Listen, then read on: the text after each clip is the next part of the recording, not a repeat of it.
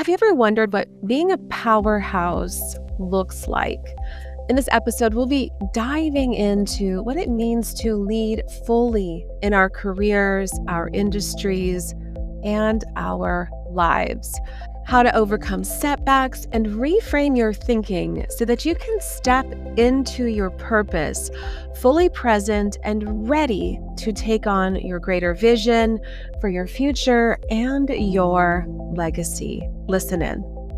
Hello, and welcome to the Hello You Show, where big dreams meet real action. Through transformative stories, a bit of neuroscience, and real conversations, this show is here to help you explore creating your next level life with authenticity and passion. I am Jessica Rice, a design techie and former engineering leader turned vision evolution coach on a mission to help other women rise up and lead a life of purpose. So get cozy and say hello again to the real you. Welcome back to the Hello You Show. My name is Jessica Rice and I am your host. And today I want to dive into a topic around how we create our legacy and how we show up as powerhouses in our lives, in our careers, in our leadership. So I want to start by asking you a few different questions and really think about this for a moment. What are you settling for in your life right now?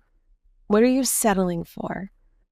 What are you settling for in your career? What are you settling for in home? What are you settling for in the way that people treat you? What are you okay with? What are you dealing with? And then ask yourself, how are you also showing up? How are you showing up in your career? How are you showing up as a leader? How are you showing up in your home? And what is the relationship between how you're settling and how you're showing up? Because oftentimes these two things intertwine very deeply. And so we're going to dive into that a little bit. You know, one of the biggest struggles that I have faced within my own life is disrespect. It's this double-edged sword that I often struggle with, whether it's in my work, whether it's at home, whether it's dealing with my kids or my spouse. Disrespect has been one of those things that I fought throughout most of my life. I remember as a young kid, if my dad asked me to go take out the trash or did so in such a way that felt rude to me, guns were out, blazing. I was hot. I was ready to go. Same thing when I was a teen dealing with hormonal boys. Any amount of disrespect would fire me up. And even as a young woman, I've talked about the abusive relationship that I've gone through, but I've also dated other people as well who, they just were disrespectful to me. And I would hold on to any ounce of dignity that I could. And then now, even as an adult in my career and as a mother, sometimes this comes ringing very true for me anytime I sense a tone or something that really just kind of starts to rub me the wrong way. And so it feels like for most of my life, I've been fighting for my own rights, my right to be treated well. And at the same time, I don't always deliver on that in return, because as soon as I feel the sting of disrespect coming on, I will return it tenfold back to you. And I used that as my armor for many years, starting as a young girl, figuring out, how do I stand up for myself? How do I fight back? How do I be heard? How do I be valued? How do I be seen? Now, I didn't always do this in my career, but there was all these underpinnings that would happen under the surface for me. And I would fight with words or with anger or with tears and frustration, whether it was in solitude or outright. I always had to ask myself, because as soon as that feeling of disappointment would come in, I would start to question, why? Why is this happening? Why does this always happen to me? What did I do to deserve this? What did I do to deserve someone being rude or calloused or unkind? What did I do to create somebody who didn't feel like I was worthy of their respect, their love, essentially. Now, this may not be your struggle. It could be recognition. It could be ideas that get stolen from you very often. It could be that a job well done goes unnoticed. It could be that you have that feeling of needing to prove yourself over and over and over again. And we all have those areas of our lives that are both the area that we seek, and that is also the sharp thorn that's in our side. And so, like wounded animals, we really just lash out when we are feeling or experiencing the very thing that we need, and then we bite back.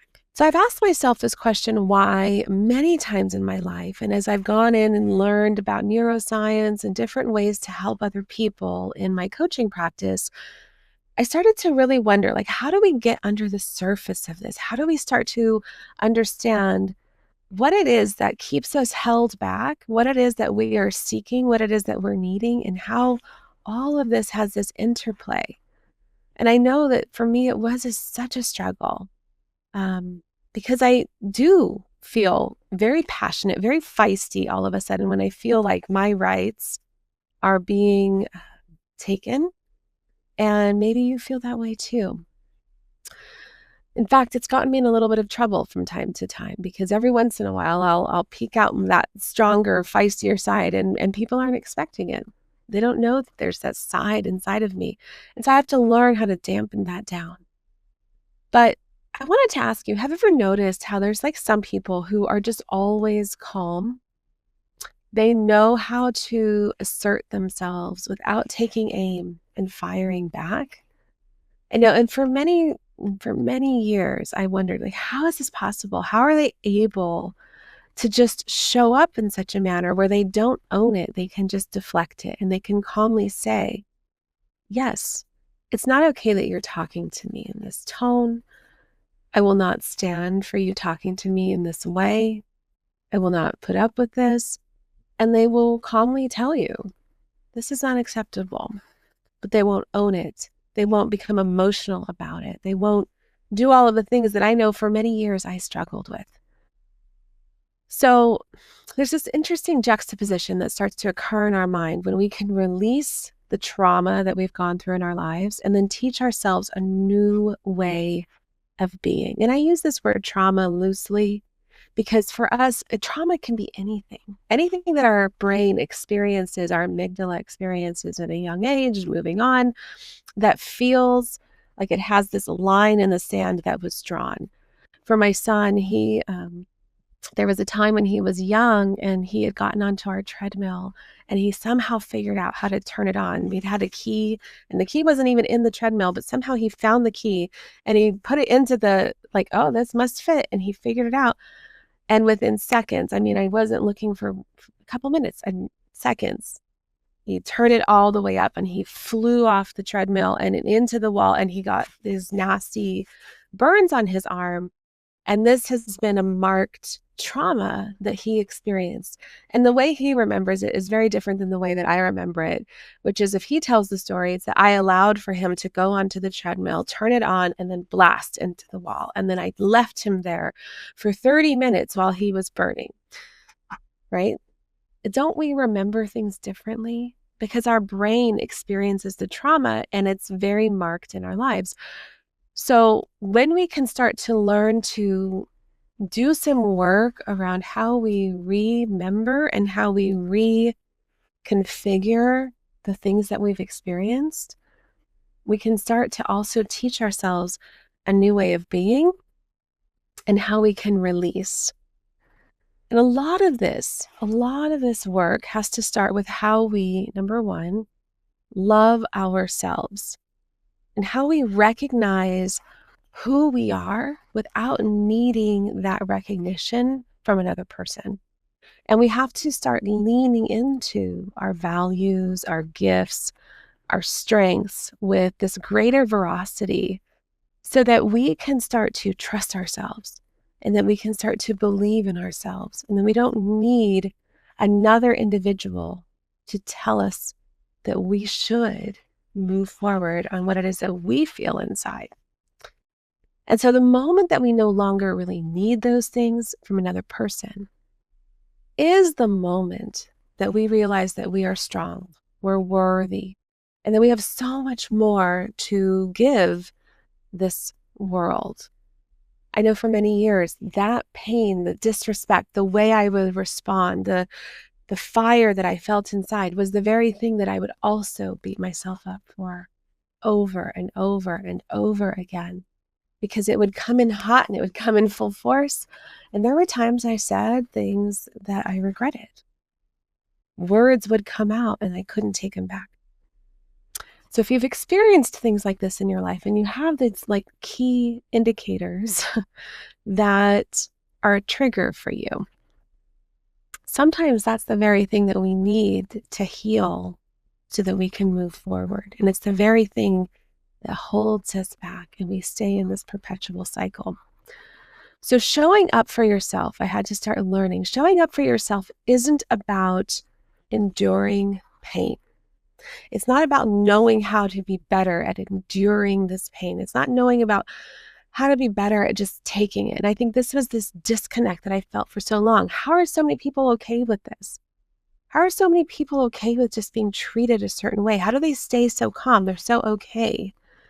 And the truth is they're not, but they don't own it.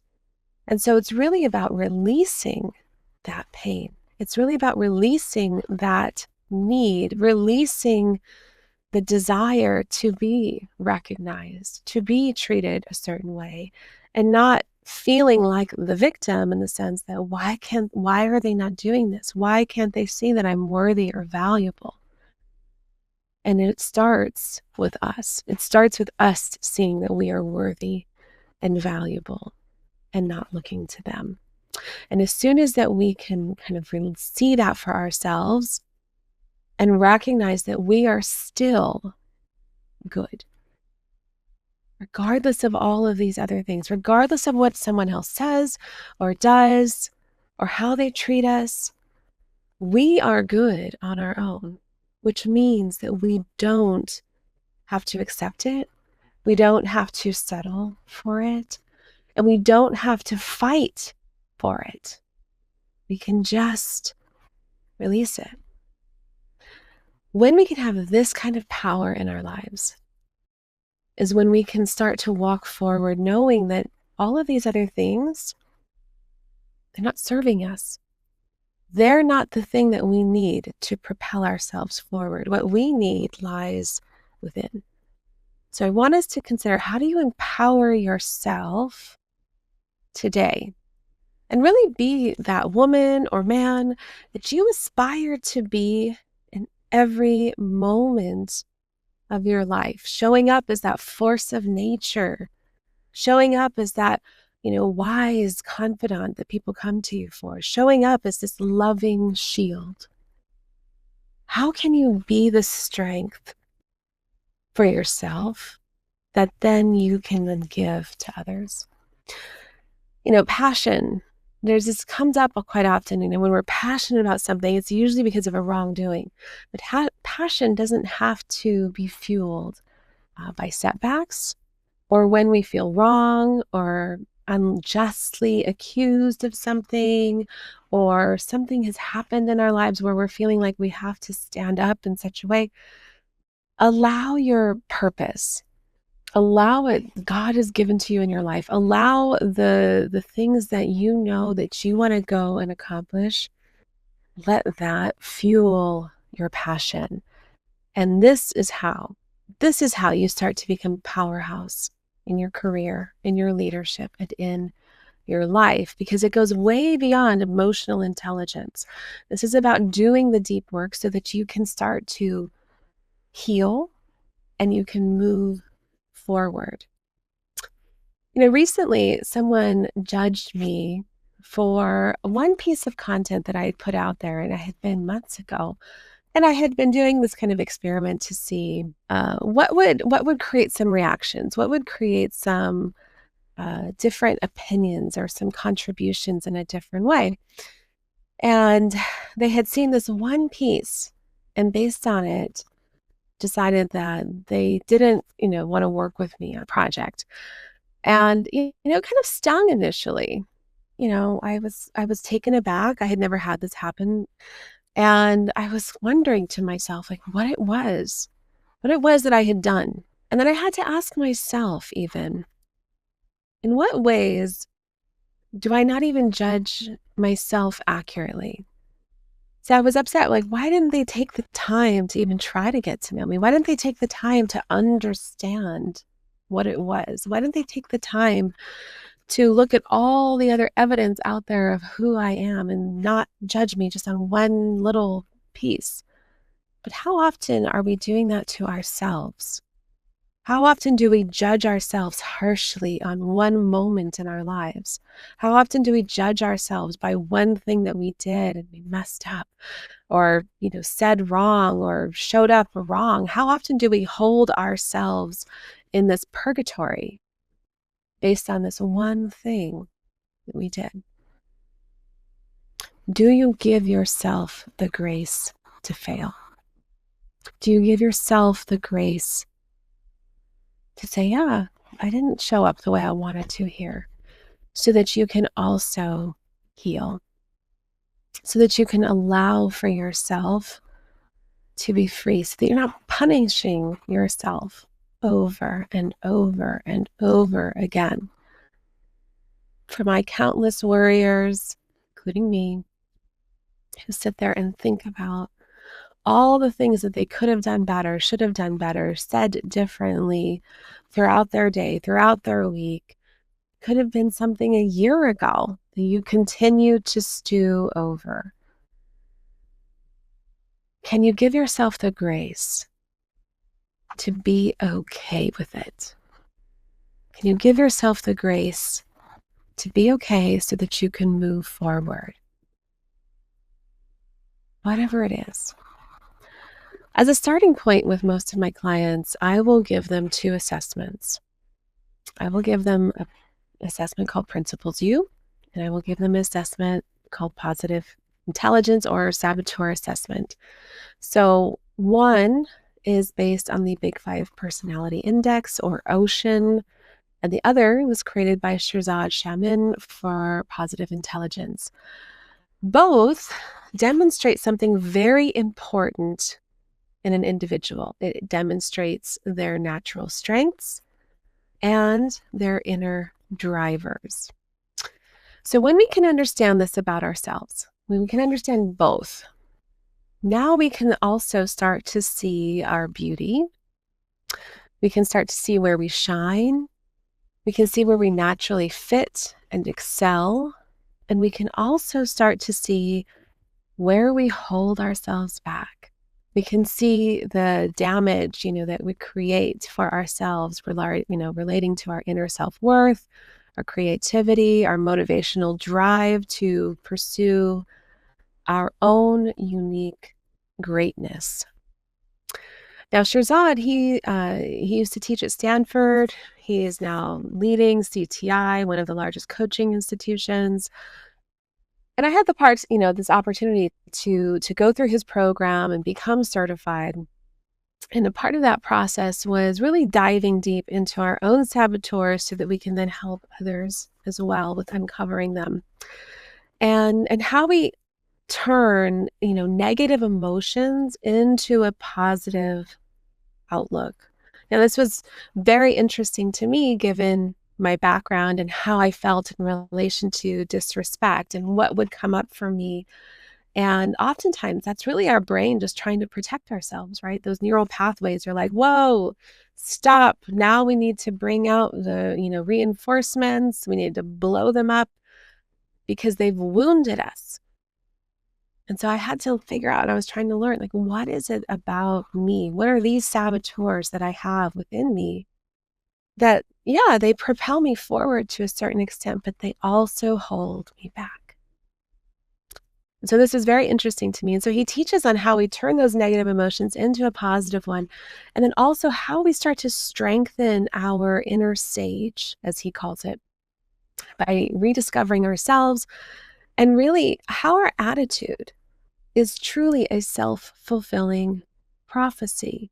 So all those little thoughts that are going on inside of our heads that tell us that we're not worthy, we're not good enough, all of those things, those are a self-fulfilling prophecy that we give ourselves each and every day. And we can start to think about, how do we shift this mode of thinking? Because that's really what it is. It's a mode of thinking. It's a habit. It's a really bad habit. Because oftentimes we think, I can't change. And I wondered that for many years. Will it be possible for me to change? Will it be possible for this pain to ever go away? Will it be possible for me to not overreact in certain situations? But when we allow for these saboteurs to start taking over and start taking charge and leading the direction, we're not in control. So how do we do that? How do we take our power back? So he has a thought experiment that he often recommends to his students and his clients. It involves thinking about identical twins. And so in this experiment, and you can look this up, is you examine how twins would handle setbacks. And so if you look at it from this external lens, it can then help us with our own internal processing. So if one twin, they have a challenge, they have a setback, and one twin either blames himself or he blames everyone else, blames everything else for this setback, right? The other one thinks, how can they turn the setback into an opportunity? So if we think about, which one do we feel would have the greater advantage? Which one do we feel would have a greater ability to overcome? Knowing how to leverage compassion and curiosity in our lives is the key to overcoming these setbacks, to overcoming our inner critic, our inner judge. The judge is the master puppeteer. It's the one pulling the strings within our mind. And it's the one that's telling us that we are not deserving, we're not worthy or good enough or capable enough or smart enough to actually pull off our greatest dreams and really pursue them. Carol Dweck has done also similar studies, as well as Angela Duckworth, on mindset and grit and growth mindset. And the more that we can start to remind ourselves and trigger new thoughts, new pathways, new ways of thinking about ourselves, the greater our ability to recognize our thorns, our ugly pieces that usually then consume us with guilt and shame, and learn how to release them. Learn how to also be okay with them. See, half of it is not trying to change yourself, but being okay with yourself. I know that this is a challenge for me. And because I know this, I can now recognize what's going on. And so a big piece of understanding our saboteurs is understanding our saboteurs, knowing them so deeply that when they start to show up, we can say, hey, I don't know if that's real. Or, hey, I don't think that's quite necessary. What would my sage say? How could I turn this into an opportunity? How can I turn this into greater grace and love and compassion, not only just for myself, but for others? How can I exude this that I want to be, that I aspire to be? And then in those moments when we do mess up, it's okay. You can do the things that you need to do. You can apologize if you need to apologize. And you can forgive yourself so that you can move on. Next time, you know what triggered that and you can change. So I want you to ask yourself today, I want you to go through these questions, write them down, put them up for yourself. Ask yourself every single morning at your computer, wherever it needs to be, so that you remind yourself. Ask yourself these questions. How am I capable? How am I capable?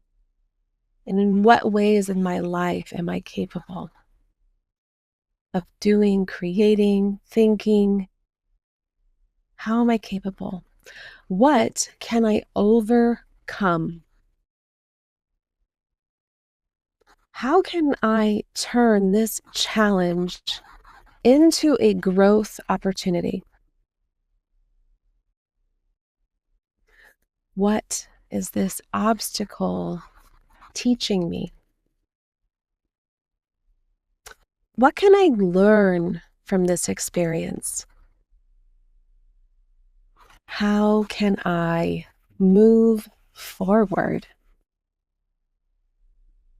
When we ask ourselves questions that push us to think differently, instead of asking, why me? Why does everybody treat me this way? Why is this happening to me?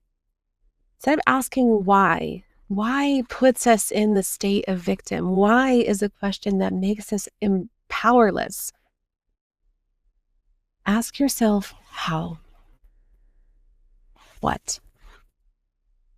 What can I do? How can I make things different for myself so that you can step into your purpose, the person that you are called to be? You were meant for more. Your life, your passions, your experiences, they are a gift, and they're what you bring to others. You're sharing from your heart, you're sharing your message, your beliefs in others. And it starts within ourselves. And we thrive. We thrive in community when it builds us up. It's not that we don't need others. It's that we need to first understand that we are worthy, that we respect ourselves enough to not need things in our life that won't serve us. So really listen to your inner knowing. Pay attention to what God is telling you for your life. Take notice of what you allow in your life and in your mind. And if you're ready to start leaping forward, I want you to start here. Start with thinking about how and what you can do. Start leaning into that sage within yourself. Start understanding your saboteurs. This work will take you furthest to where you want to go. It's deep and it's powerful, and it brings meaning beyond measure to our lives. So if you are really ready to start diving in, doing this work, number one, I want you to know that you have resources available to you. You can reach out to me if you have any questions, and you have the Powerhouse Collective available to you if you want to join.